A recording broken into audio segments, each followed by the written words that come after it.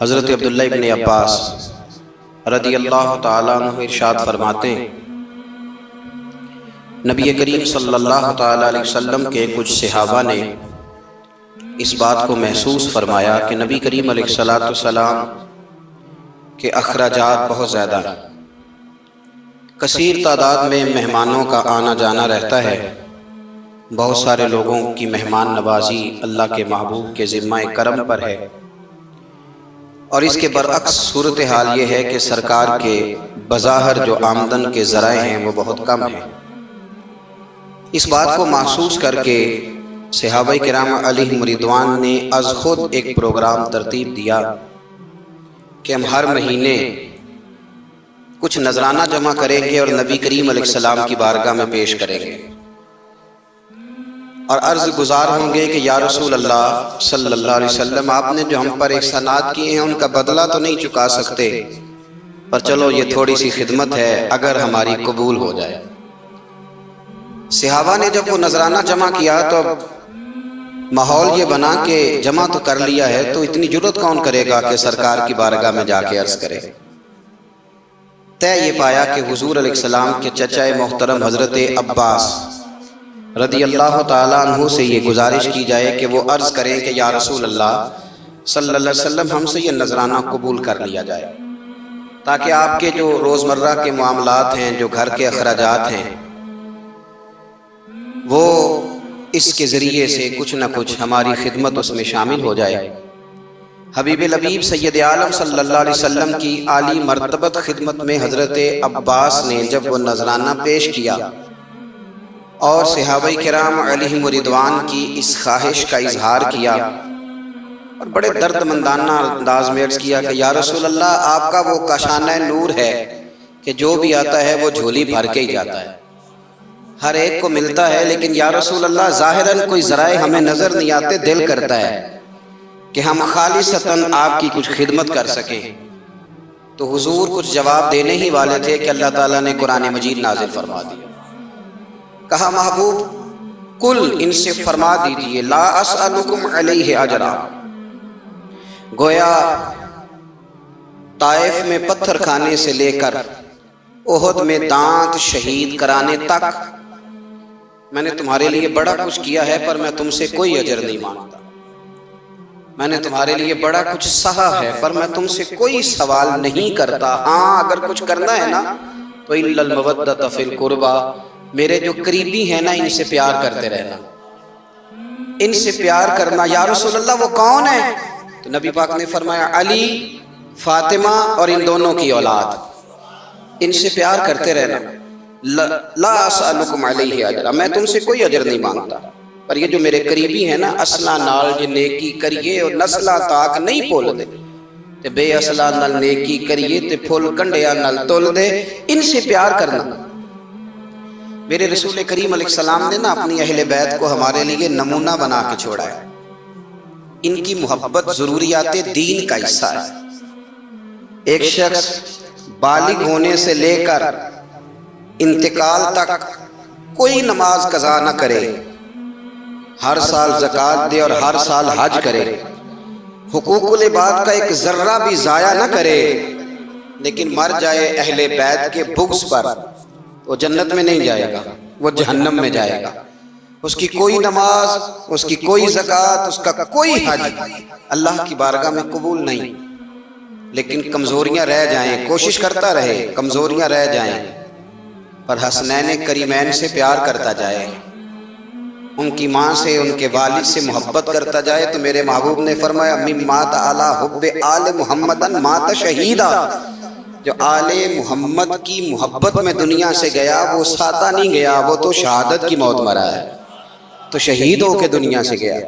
اہل بیت کا اسوہ نور ان کی محبت ضروریات میں سے ہے۔ رسول کریم علیہ السلام نے فرمایا، جامع ترمذی میں موجود ہے، فرمایا میں جا رہا ہوں پر تمہیں دو بڑی بھاری بڑی وزنی چیزیں دے کے جا رہا ہوں، صحیح ستہ کی روایت، دو وزنی چیزیں تمہارے بیچ چھوڑ کے جا رہا ہوں، اگر ان کو تھام کے رہو گے تو کبھی گمراہی تمہارے پاس نہیں آئے گی۔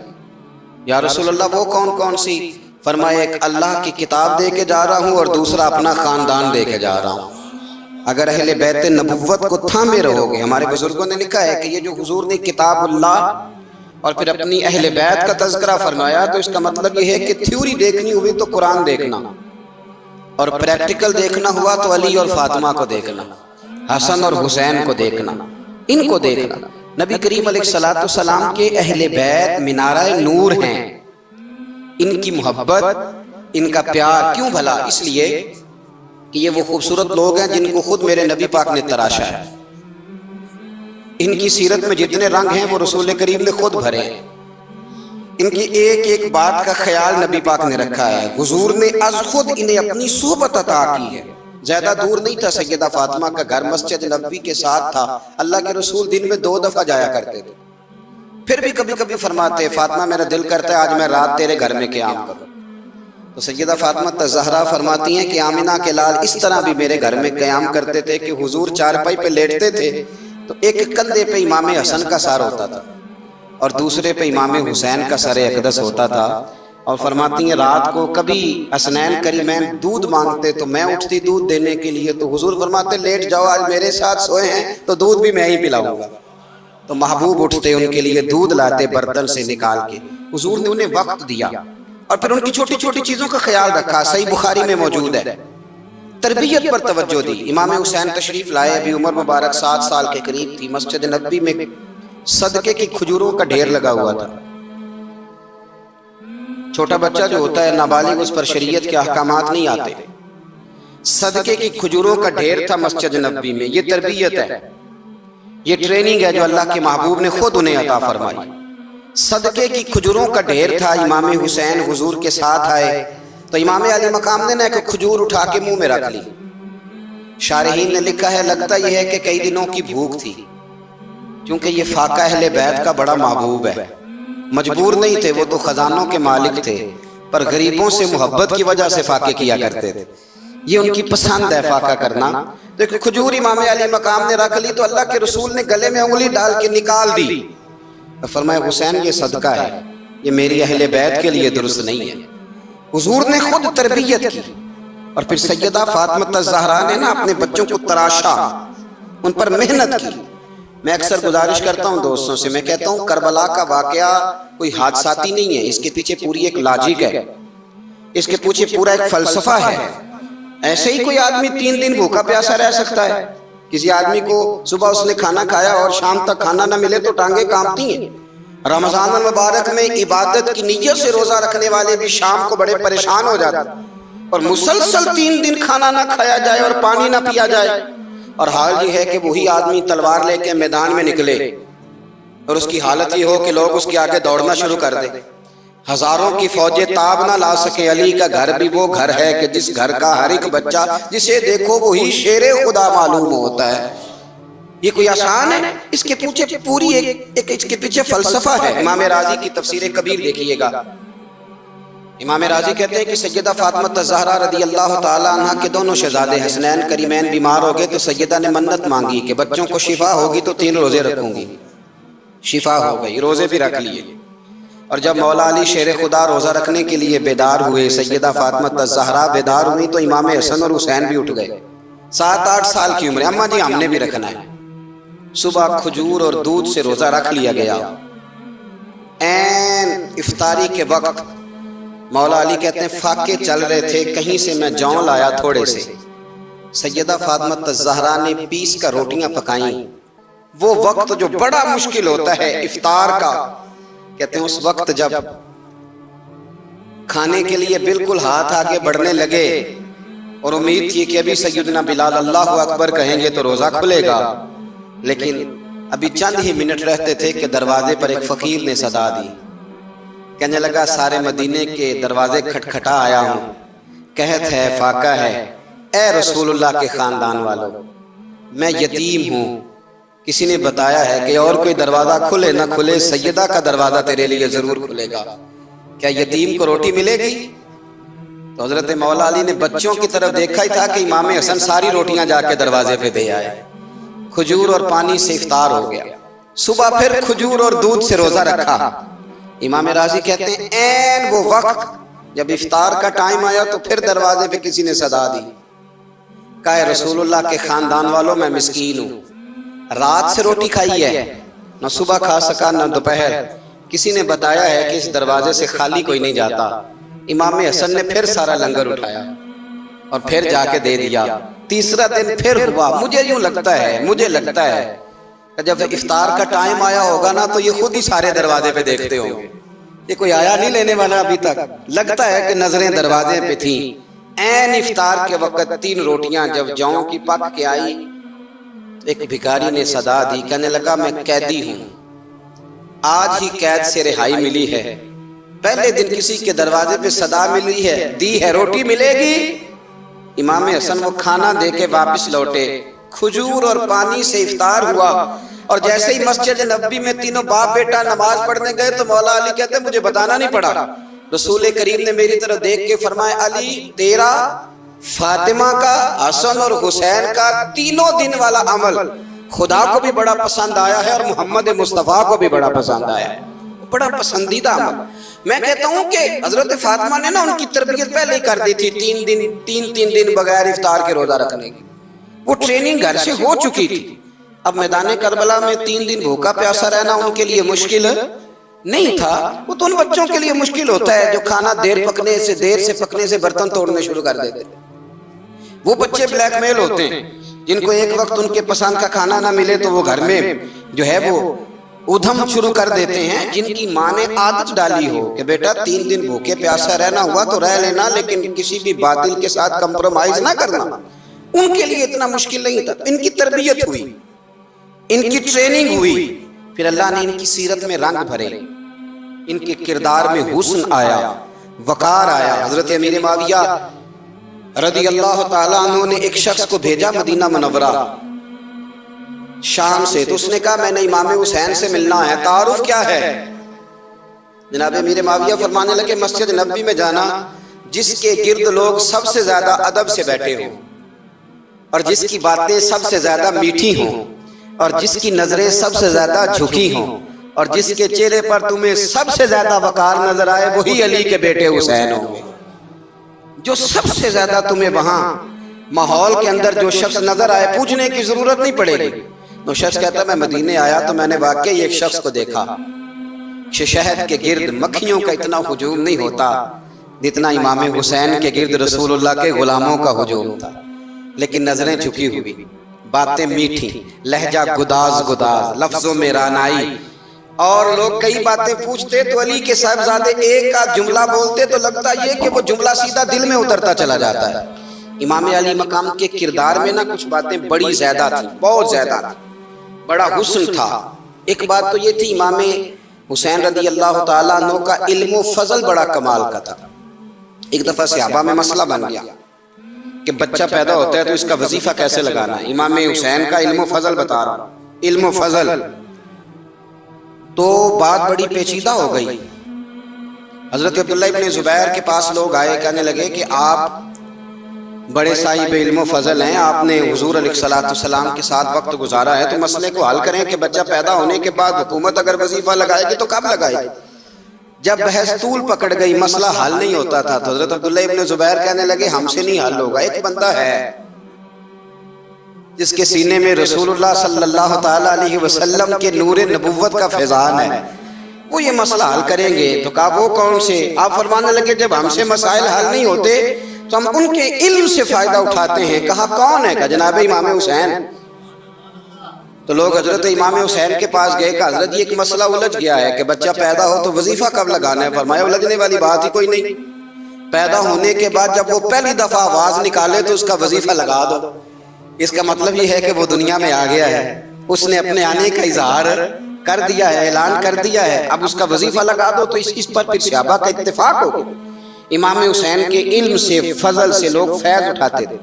پھر اس کے ساتھ ساتھ امام حسین کا ذوق عبادت بڑا شاندار تھا، بڑا زبردست ذوق۔ علامہ جوزی نے لکھا ہے وکان الحسین رضی اللہ تعالی عنہ فاضلا کثیر الصوم والصلاۃ والحج والصدقۃ وافعال الخیر جمیعا۔ آپ فرماتے ہیں کہ امام حسین زیادہ نمازیں پڑھنے والے تھے، کثرت سے سجدے کرنے والے، کثرت سے روزے رکھنے والے، زیادہ حج کرنے والے، اور امام حسین صدقہ دینے والے اور نیکی کے کاموں میں شدت کرنے والے۔ امام حسین کا جو ذوق عبادت تھا وہ اتنا شاندار تھا کہ آپ فرض نماز کے علاوہ روزانہ 100 رکعت نماز نفل ادا فرمایا کرتے. اور امام حسین فرماتے زندگی میں کبھی ایسا نہیں ہوا کہ 3 دن گزر گئے اور حسین کا قرآن پاک ختم نہ ہوا. 25 حج کیا امام حسین نے مدینہ منورہ سے مکہ مکرمہ پیدل جا کے. 25 حج. اب تو نسبت والے لوگوں کو عبادت کی ضرورت نہیں نا، الا ماشاءاللہ کہتے ہیں نسبت بڑی ہے. بھئی جن کی نسبت اتنی خاص تھی کہ حضور نے فرمایا یہ فاطمہ کے نہیں میرے بیٹے ہیں، ان کا تو حال یہ ہے کہ فرض کے علاوہ 100 نفل 3 دن سے پہلے ختم قرآن پاک 25 حج فرمائے. تو کس نسبت کی بات کرتا ہے؟ یہ نسبتیں تو ہیں جو انسان کو عبادت کے قریب کرتی ہیں. لوگوں نے معیار ہی بدل دیا ہے. حضرت سیدنا امام حسین کی شہادت کے بعد حضرت عبداللہ ابن زبیر رضی اللہ تعالیٰ عنہ نے قاتلان حسین سے خطاب کیا اور فرمانے لگے اللہ کی قسم تم نے اس شخص کو شہید کیا ہے جو راتوں کو لمبے لمبے قیام کرتا تھا، اور تم نے اس شخص کو شہید کیا ہے جس سے میں دن میں جب بھی ملتا تھا تو وہ روزے سے ہوتا تھا. تم نے اس شخص کو شہید کیا جو قائم اللیل تھا، صائم الدہر تھا. اس شخص کو تم نے شہید کیا. آپ کو پتہ ہے کہ میدان کربلا میں جب 9 محرم کو ابن سعد نے امام حسین سے کہا کہ جنگ کرو اگر یزید کی بیعت نہیں کرنی، تو امام حسین نے فرمایا 1 رات کی مہلت دے دو، 1 رات کی مہلت دے دو. حضرت امام زین العابدین کہتے ہیں میں نے اپنے والد گرامی سے عرض کی کہ ابا جی آپ جہاد سے دور جانے والے تو ہیں نہیں، آپ تو جہاد سے پیار کرنے والے ہیں، اور یہ بھی پتہ ہے مجھے کہ یہ جنگ اب ہو کے رہے گی، تو 1 رات کی مہلت دینے کا معنی کیا ہے؟ بھئی کل بھی لڑنا ہے اور رات بھی لڑنا ہے، تو ابا جی 1 رات کی مہلت. تو سیدنا امام حسین رضی اللہ تعالیٰ عنہ فرمانے لگے بیٹا رات کی مہلت اس لیے لی ہے کہ میں آج رات کھل کے اپنے رب کی عبادت کروں، میں استغفار کر لوں، میں لمبے سجدے کروں. اور کہا زین العابدین تو جانتا ہے نا کہ مجھے نماز سے، تلاوت سے، دعا سے اور استغفار سے بڑا پیار ہے. نماز سے مجھے پیار ہے، دعا سے مجھے پیار ہے، استغفار سے مجھے پیار ہے. فرمایا بیٹا میں نے اس لیے نہیں کہ میں چاہتا ہوں 1 رات اور دنیا میں رہوں. تو امام زین العابدین فرماتے ہیں امام علی مقام نے سجدے پہلے بھی بڑے کیے، پر 9-10 کی درمیانی رات جو ان کے سجدے تھے وہ میں نے کبھی نہیں دیکھے. فرماتے ہیں تیمم کے ساتھ وہ رات کی جو عبادتوں کا رنگ تھا وہ میں نے کبھی نہیں دیکھا. امام علی مقام کا عبادت کا ذوق تھا، شوق تھا، لذت تھی. آپ یقین کریں ایسے ایسے عجیب بہانے ہم لوگ کہتے ہیں میرا نماز میں دل نہیں لگتا، تو میں کہتا ہوں تیرا گپ شپ میں کس طرح لگتا ہے، تیرا موبائل پہ کیسے لگتا ہے بھائی؟ یہ تو بھائی ذوق کی بات ہے. امام حسین کہتے ہیں مجھے قرآن پاک سے پیار ہے، مجھے تلاوت سے پیار ہے، مجھے دعا سے پیار ہے، مجھے استغفار سے پیار. بھائی جس کو جس چیز سے پیار ہوگا دل لگ جائے گا. ہم نے کبھی پیار کیا ہی نہیں اس سے. جن چیزوں سے پیار ہے وہاں دل لگ جاتا ہے. یہ ایک بہانہ ہے، ورنہ کثرت سے عبادت کرنا، ذوق پیدا کرنا یہ تو اہل اللہ کا طریقہ ہے. والذین یبیتون لربہم سجدا وقیاما. رب کے بندوں کی علامت یہ ہے کہ وہ راتیں سجدے اور قیام میں گزار دیتے ہیں. تو امام حسین کی سیرت کا کمال ہے کہ ذوق عبادت رکھتے تھے. دوسری بات جو امام علی مقام کی سیرت میں بڑی شاندار ہے وہ یہ ہے کہ سخی بڑے تھے. ایک قول سنانا ہے آپ کو امام حسین کا، اور خواہش میری یہ ہے کہ میرے حاضرین اور ناظرین اس قول کو رٹا لگا کے یاد کریں، اس قول کو انشاءاللہ. یہ قول جو امام حسین کا ہے نا جی، یہ جس دن مجھے ملا تھا نا تو میں نے بھی رٹا لگا کے یاد کیا تھا، اور میرے پاس جتنی ڈائریاں ہیں شاید میں نے سب میں لکھا ہے. امام علی مقام رضی اللہ تعالیٰ عنہ فرماتے تھے اللہ کی رضا کے لیے کسی شخص کی ایک حاجت پوری کر دینا 1 مہینہ مسجد میں اعتکاف کرنے سے زیادہ درجہ رکھتا ہے. ایک بندے کی ایک حاجت پوری کر دینا 1 مہینہ پورا مسجد میں اعتکاف کرنے سے زیادہ درجہ رکھتا ہے. خدا کے بندے تو ہیں ہزاروں اور بنوں میں پھرتے ہیں مارے مارے. میں اس کا بندہ بنوں گا جس کو خدا کے بندوں سے پیار ہوگا. کسی بندے کی ایک حاجت پوری کرنا 1 مہینہ اعتکاف میں بیٹھنے سے زیادہ افضل ہے. اسی لیے تو میرے حبیب کریم علیہ السلام نے فرمایا تو رب کے بندوں کی حاجتیں پوری کرنے میں لگ جا، رب تیری حاجتیں پوری فرما دے گا. امام علی مقام فرماتے تھے ایک حاجت کسی کی پوری کرو. حضرت جناب سیدہ زینب بنت ابی رافع کہتی ہیں کہ سیدہ فاطمہ الزہرا نا ایک دن اپنے دونوں شہزادوں کو لے کے، جب حضور کی طبیعت مبارک بظاہر علیل تھی جس میں حضور کا وصال ہوا، دونوں شہزادے لے کے سیدہ فاطمہ نبی کریم کی بارگاہ میں گئی، کہنے لگی یا رسول اللہ میرے بچوں کو کچھ دیجئے سیدہ پاک۔ تو حضور اٹھ کے بیٹھ گئے، اس کندھے سے امام حسن کو لگایا اور اس سے امام حسین کو لگایا اور فرمایا فاطمہ یہ جو میرا حسن ہے نا اس کو میں اپنی ہیبت اور سرداری دیتا ہوں، اور فرمایا یہ جو میرا حسین ہے نا حسین کو میں اپنی جرت اور سخاوت دیتا ہوں، میرا حسین جرت مند ہوگا اور سخی ہوگا۔ داتا گانی بخش علی حجویری، امام الاولیاء، سید الاصفیاء، داتا صاحب کشف المحجوب میں فرماتے ہیں ایک دن نا امام حسین کے پاس ایک شخص آیا بڑی دور سے کچھ مانگنے کا، حضور کچھ دیجئے۔ وہ شخص کہتا ہے کہ میرا ظرف یہ تھا کہ 4-5 دینار ملیں گے، تو امام حسین فرمانے لگے تھوڑی دیر بیٹھ جا، رزق آ رہا ہے۔ تو امام حسین کو حکومت وقت کی طرف سے نا 5 تھیلیاں ملی، جس میں ایک تھیلی میں 500 اشرفیاں تھیں، 5 تھیلیاں آئیں، لیکن اس کو آنے میں نا ذرا دیر ہو گئی۔ وہ 5 تھیلیاں جب آئی نا تو امام حسین اس کی طرف 5 تھیلیاں بڑھا کے نا، ذرا دیکھنا میری طرف غور سے، 5 تھیلیاں بڑھا کے نا تو فرمانے لگے میاں جتنا تجھے انتظار کرایا ہے نا اتنی ہم تیری حاجت پوری نہیں کر سکے، تو یہ نہ محسوس کرنا کہ حسین کے دروازے پہ بیٹھا بھی رہا ہوں تو ملا کیا ہے، یہ نہ محسوس کرنا۔ وہ شخص کہتا ہے جب میں نے وہ تھیلیاں کھولی اور پھر میری نظر امام حسین پہ پڑی تو میرے اندر سے آواز آئی اگر حسین ابن علی اتنے سخی ہیں تو محمد عربی کتنے سخی ہو۔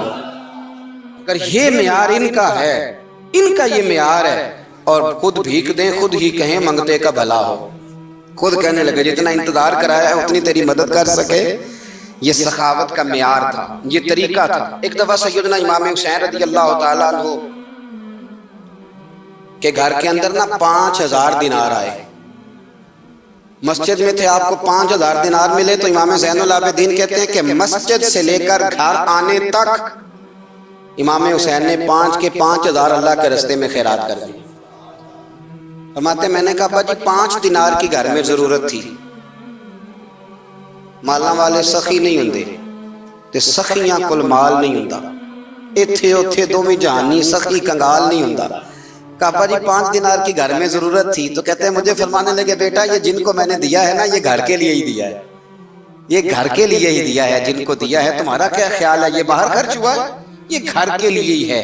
اس لیے کہ جب انسان دوسروں پر شفقت کرتا ہے تو اللہ اس کے گھر پہ رحمت فرماتا ہے۔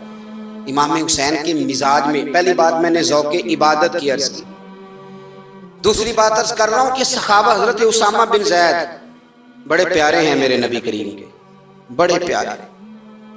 حضرت اسامہ بن زید کے بارے میں سیدہ عائشہ صدیقہ فرماتی ہیں ان کے ناک سے اگر ریچھ نکلتی تھی تو اللہ کے رسول اپنے دستے مبارک سے صاف کر دیتے تھے، اور سرکار فرماتے تھے کہ اگر اسامہ لڑکی ہوتا نا، ان کے غلام کے بیٹے تھے حضرت زید بن عامر، اگر یہ لڑکی ہوتا میں اسے زیور پہناتا۔ بڑے پیارے تھے، لیکن جب ان کا آخری وقت آیا نا تو 60,000 دینار کا قرضہ تھا، رشتہ داروں سے کہا، دوستوں سے کہا، یاروں سے کہا، پر قرض ادا نہیں ہو رہا تھا۔ حضرت اسامہ بن زید کہتے ہیں بڑا پریشان تھا۔ جب حد ہو گئی نا تو حضرت اسامہ بن زید فرمانے لگے جاؤ کوئی حسین ابن علی کو خبر کرو، ان سے کہو میں نا غلام ہوں آپ کے نانا کا، مقروض دنیا سے چلا گیا تو کیا بنے گا۔ امام حسین کو خبر ملی تو دوڑے آئے۔ لاجپال اس پیر کو نہیں کہتے جو تگڑا نذرانہ لے کے تو ماتھا چوم لے، لاجپال تو اس کو کہتے ہیں کہ جب ضرورت پڑے تو وہ سر پہ موجود ہو۔ حضرت سیدنا امام حسین تشریف لائے تو جناب اسامہ بن زید رو پڑے، کہنے لگے حضور میں نے نا غلامی کی ہے آپ کے نانا کی، اور اس غلامی پہ ناز ہے، اب 60,000 دینار کا قرضہ لے کے دنیا سے جاؤں گا تو میری قبر پہ بوجھ رہے گا۔ امام حسین خادم کو بھی کہہ سکتے تھے جاؤ گھر پیسے پڑے ہیں لے آؤ، امام حسین خود گئے، چادر اوڑھ کے تو اس کی اوٹ میں بکل میں 60,000 دینار چھپا کے لائے، اور جناب اسامہ بن زید کے سامنے رکھ کے کہنے لگے اسامہ یار پیسے رات کو ہی آئے تھے، میں سوچ رہا تھا مجھے تو ضرورت نہیں، اللہ نے کس کا نصیب میرے گھر میں بھیج دیا، مجھے تو حاجت ہی نہیں تھی، اب پتہ چلا پیسے تیرے تھے، اللہ نے حسین کی ڈیوٹی لگائی ہے کہ جا کے دے آ۔ حضرت اسامہ بن زید رو پڑے، فرمانے لگے اللہ آپ کو بہترین صلہ عطا فرمائے، یہ معیار تھا۔ اور پھر تیسری بات یہ کہ دل کے بڑے صاف تھے، دل بدستاور کے حج اکبر است، از ہزاراں کعبہ یک دل بہتر است۔ شیخ سعدی کہتے ہیں کہ درویش کہتے ہیں کہ کسی کا دل رکھ لینا نا، دل راضی کر دینا، کعبے کا 1000 بار حج کرنے سے بہتر ہے۔ دل بدستاور کے حج اکبر است، کسی کا دل راضی کرنا حج اکبر ہے۔ امام بڑا ہی پیار کرتے تھے۔ گھوڑے پہ جا رہے تھے، کچھ فقیر غریب لوگ بیٹھ کے روٹی کھا رہے تھے، کھا رہے تھے سڑک کے کنارے۔ تو امام زین العابدین فرماتے ہیں کہ جب امام حسین گزرے تو انہوں نے آواز دی، حضور دل کرتا ہے ہمارے ساتھ بیٹھ کے روٹی کھائیں۔ کائنات کے مالک و مختار کے نواسے اور دنیا کے سب سے بڑے شہزادے گھوڑے سے اترے اور غریبوں کے ساتھ سڑک پہ بیٹھ گئے، روٹی کھانے لگے اور دیر تک کھاتے رہے۔ اور جب فارغ ہو گئے تو فرمانے لگے کھانے کی ضرورت بھی نہیں تھی، حاجت بھی نہیں تھی، پر تم نے آواز دی تو دل رکھنے کو بیٹھ گیا تھا، اگر اجازت دے تو چلا جاؤں۔ یہ مزاج تھا، یہ طبیعت تھی۔ آپ کے ایک بھائی ہیں چھوٹے، حضرت محمد بن حنفیہ نام ہے، حضرت مولا علی شیر خدا رضی اللہ تعالیٰ عنہ کی دوسری بیوی سے۔ ایک دن حضرت امام حسین ان کے گھر میں بیٹھے تھے تو کسی بات میں نا اختلاف رائے ہو گیا، تو امام علی مقام ناراض ہو گئے، فرمایا آج کے بعد تیرے گھر نہیں آؤں گا۔ رومال اٹھایا چلے گئے۔ لوگوں نے حضرت محمد بن حنفیہ رضی اللہ تعالیٰ عنہ سے کہا حسین تو ناراض ہو گئے، کبھی نہیں آئیں گے۔ آپ فرمانے لگے بھائی تمہارا ہے کہ میرا؟ جی بھائی تو آپ کے ہیں۔ فرمایا اگر کہو تو چند منٹوں میں حسین واپس آئے۔ جناب ناراضگی ہو گئی ہے۔ فرمایا ناراضگی ہوئی ہے پر میں اس کے دل کی نرمی کو تو جانتا ہوں، اس کے مزاج کے اندر جو محبت ہے اس سے تو ابھی آئے۔ کہ جناب وہ کیسے؟ فرمانے لگے دیکھنا ذرا۔ تو امام حسین نے خط لکھا، حضرت محمد بن حنفیہ نے رکا لکھا، کہنے لگے حسین میرے باپ کا نام بھی علی ہے اور آپ کے باپ کا نام بھی علی ہے، پر ایک فضیلت ایسی ہے جس میں آپ کا مقابلہ نہیں کر سکتا، وہ یہ ہے کہ آپ سیدہ فاطمہ الزہرا کے لال ہیں، آپ محمد مصطفیٰ علیہ السلام کے نواسے ہیں۔ کہنے لگے بھائی جان آپ نے نانا جان کی وہ حدیث تو سنی ہوگی کہ دو لوگ ناراض ہو جائیں تو جو صلح پہلے کرے جنت میں پہلے جائے گا۔ فرمانے لگے دل میرا کر رہا تھا کہ پہلے صلح کر لوں، لیکن پھر بڑے بھائی کو پشت کروں گا جنت میں جاتے ہوئے، یہ بھی تو بے ادبی ہے نا۔ اب خط میں نے لکھ دیا ہے، آپ کا جو ارادہ ہو۔ امام حسین نے خط پڑھا تو آنکھوں میں آنسو آ گئے، پھر سے رومال اٹھایا۔ بچے پوچھنے لگے کہاں جا رہے ہیں؟ کہا بھائی کے گھر جا رہے ہیں۔ کہا آپ تو ناراض تھے۔ فرمایا تھا ناراض پر ہے تو میرا بھائی نا، ہو گئی بات ختم۔ بڑی دل میں نرمی، طبیعت میں سوز، لہجے میں گداز، لیکن اس کے ساتھ ساتھ امام حسین رضی اللہ تعالیٰ عنہ کا جذبہ جہاد، امام حسین کی استقامت۔ آج لوگ ادھر ہوتے ہیں جس طرف ہوا کا رخ ہوتا ہے۔ آج لوگوں کی سوچوں کا زاویہ یہ ہے کہ جدھر رش زیادہ ہوگا ہم بھی ادھر جائیں گے۔ ہم یہ نہیں دیکھتے حق کس طرف ہے، ہم یہ دیکھتے ہیں رش کس طرف ہے۔ امام حسین رضی اللہ تعالیٰ عنہ نے رش نہیں دیکھا، حق دیکھا۔ امام حسین رضی اللہ تعالیٰ عنہ استقامت کے وہ پہاڑ ہیں، معمولی آدمی نہیں تھے۔ فرزق شاعر کہتا ہے کہ میں نے امام حسین سے کہا تھا، میں نے کہا لوگوں کی تلواریں یزید کے ساتھ ہیں پر دل آپ کے ساتھ ہیں، دل آپ کے ساتھ ہیں۔ امام حسین رضی اللہ تعالیٰ عنہ نے زمانے کے حالات نہیں دیکھے، حق اور سچ دیکھا۔ جتنی چیزیں انسان کو کمزور کر سکتی ہیں وہ ساری امام حسین پہ طاری کی گئیں، جتنی چیزیں۔ وطن چھوڑنا کتنا کو مشکل ہوتا ہے، شالا پردیسی کوئی بھی نہ تھی وے تے ککھ جنہ تو پارے۔ حضرت سلطان باؤ فرماتے ہیں بچو پردیسی ہونا کوئی آسان ہے؟ جس آدمی کا کسی چھوٹے سے گاؤں میں بھی مکان ہو چھوڑنا پڑ جائے تو روٹا ہے۔ تو مجھے بتاؤ جس نے اپنا سارا بچپن مدینے میں گزارا، آج جو ایک ہفتہ مدینے رہ کے آتے ہیں ان سے واپس نکلنا مشکل ہوتا ہے۔ لیکن امام حسین حق کا رستہ تھا، وطن کی قربانی دی، اور معمولی وطن نہیں، مدینے جیسا وطن۔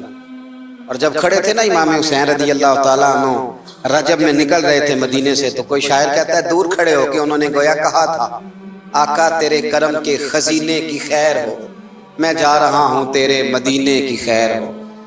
امام حسین نے وطن چھوڑا، کوئی لغزش نہیں پیروں میں، کوئی نہیں۔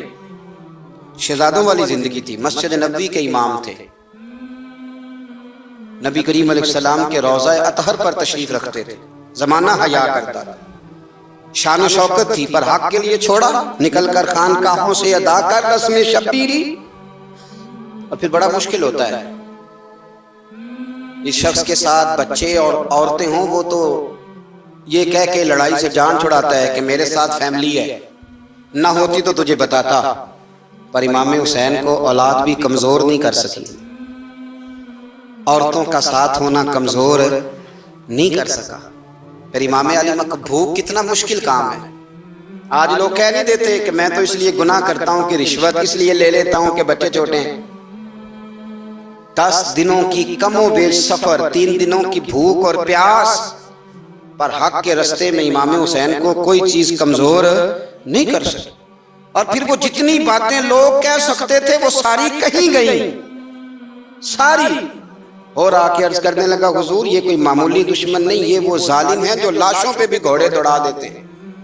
تو امام علی مقام فرمانے لگے جو شہادت کا جذبہ لے کے نکلے وہ پھر انجام نہیں دیکھا کرتا، وہ انجام، وہ جتنی چیزیں جو استقامت کے رستے میں آ سکتی ہیں وہ ساری چیزیں رستے میں آئیں، پر امام علی مقام نے کسی چیز کی پرواہ نہیں کی۔ آج کا مسئلہ یہ ہے کہ آج لوگوں میں استقامت نہیں ہے، رات کو کچھ ہوتے ہیں، سویرے کچھ ہوتے ہیں، دوپہر کو کچھ ہوتے ہیں، شام کو کچھ ہوتے ہیں۔ ہمارا کل انداز تکلم کچھ اور ہوتا ہے، صبح کچھ اور ہوتا ہے۔ امام علی مقام میدان میں رہے، ایک میت گھر میں ہو جائے تو کئی دنوں تک آنکھ کھلتی نہیں، ہوش رہتا نہیں۔ سب سے زیادہ مصائب امام حسین نے دیکھے، سب سے زیادہ، اور گھوڑے پر بیٹھنے سے پہلے ساری تکلیفیں آپ دیکھ چکے تھے۔ باپ کا جنازہ اٹھانا آسان ہوتا ہے، بیٹے کا جنازہ اٹھانا بڑا مشکل ہوتا ہے، پر امام حسین نے بیٹوں کے جنازے اٹھائے۔ حضرت علی اصغر کی لاش کو امام حسین نے اپنے دست مبارک سے دفن کیا، اور جناب علی اکبر کی میت کو جب آپ اٹھا کے لا رہے تھے تو سیدہ زینب فرماتی ہیں کہ مجھے کبھی لگتا تھا حسین کا قد بڑا ہے اور کبھی لگتا تھا علی اکبر کا قد بڑا ہے، اور فرماتی ہیں کہ پھر حضرت قاسم بن حسن کو بھی وہ اٹھا کے لائے، اور جناب عباس کے وجود سے الگ ہونے والے بازو انہوں نے لا کے حضرت عباس کے وجود کے ساتھ بھی رکھے۔ انہوں نے یہ سارا منظر دیکھا، لیکن جب حسین ابن علی اپنی دفعہ گھوڑے پہ سوار ہوئے تو لگتا یہ تھا کہ ان سے زیادہ بہادر کوئی نہیں۔ ایک جملہ بھی یزیدی فوج کے سامنے امام حسین نے کمزور نہیں کہا، ایک جملہ بھی، ایک فکرہ بھی کچا نہیں بولا، کہیں بھی کوئی منت نہیں کی، کسی جگہ بھی ان کے پائے استقلال میں کوئی لغزش نہیں آئی۔ جب لوگوں کو پتہ چل جائے کہ اب سامنے موت ہی موت ہے، سوائے اس کے چارہ کچھ بھی نہیں، تو بہت ساری رخصت اور اجازت تو دین بھی دیتا ہے، پر امام حسین کسی جگہ کسی رخصت پر عمل کرتے نظر نہیں آتے، ڈٹ کے بات کی، ڈٹ کے۔ اور پھر جب میدان میں نکلے، اللہ اکبر، تو ابن سعد کہنے لگا کہ اگر 2 کر کے، ایک کر کے جاؤ گے تو یہ 45,000 کا لشکر سارا حسین کاٹ ڈالے گا، یک بارگی حملہ کرو گے تو بات۔ اتنی استقامت، اتنا۔ آج تو لوگ ڈپریشن کے مریض ہیں، آج تو لوگ ٹینشن کے مریض ہیں، ہر دوسری بات میں لوگ کہتے ہیں وہ بڑا، پر کس بات سے؟ مطلب کیا آپ نے زندگی میں صرف جاب نہیں مل رہی، صرف بیماری آ گئی، صرف خرچہ نہیں گھر میں بڑا، کس بات کا ڈپریشن؟ امام حسین کی زندگی بتلاتی ہے کہ وہ لوگ بھی کوئی دنیا میں کمال حاصل کر سکتے ہیں جو چھوٹی چھوٹی بات پہ روتے ہیں۔ مال بھی ہے، جوانی بھی ہے، گھر بھی ہے، مکان بھی ہے، بچے بھی ہیں، عزت بھی ہے، صرف پیسے نہیں۔ اور انسان ہے کہ آنکھیں نہیں کھل رہی، وہ سمجھتا ہے میں کسی کام کا ہی، فقط پیسے نہیں بس۔ او خدا کے بندو، امام علی مقام نے فرمایا سارا کچھ لٹا کے بھی جو میدان میں کھڑا رہے اسے حسین ابن علی کہا جاتا ہے، اسے حسین ابن علی کہا جاتا ہے۔ حسین ابن علی کی شان رفت کوئی کیا جانے، حسن جانے، علی جانے، نبی جانے، خدا جانے، کون جانے امام علی مقام کا معیار۔ تو امام حسین رضی اللہ تعالیٰ عنہ کی زندگی ہمیں بتاتی ہے کہ ذوق والی عبادت کرو۔ امام حسین کی زندگی ہمیں بتاتی ہے کہ جب تم سخاوت کرو تو پھر اپنی حیثیت سے بڑھ کر کرو، اور امام حسین کی زندگی ہمیں بتاتی ہے کہ دل میں کسی کے لیے کوئی بات نہ رکھو، صلح کرنے میں پہل کرو، محبتیں کرنے میں آگے بڑھو۔ اور امام حسین کی زندگی ہمیں بتلاتی ہے کہ جب دنیا میں تم نے کچھ کرنا ہے تو پھر ڈٹنا بھی سیکھو، پھر کھڑے ہونا بھی سیکھو۔ یہ نہ دیکھو کہ حالات، امام حسین نے ایک دن بھی حکومت نہیں کی، یزید نے 4.5 سال کی، لیکن قیامت تک دلوں پہ حکومت امام حسین کی رہے گی، امام حسین کی رہے گی، اس لیے کہ ان میں استقامت تھی۔ امام حسین کے ساتھ اس وقت 72 لوگ تھے، لیکن آج کائنات کا ذرہ ذرہ امام حسین کے ساتھ ہے۔ اس کا مطلب ہے وقت لگتا ہے، نظریہ غالب آ ہی جایا کرتا ہے، تو استقامت والی زندگی گزاریں۔ اللہ تعالی ہمیں ان کے فیوز و برکات عطا فرمائے۔ آخر دعوانا ان الحمدللہ رب العالمین۔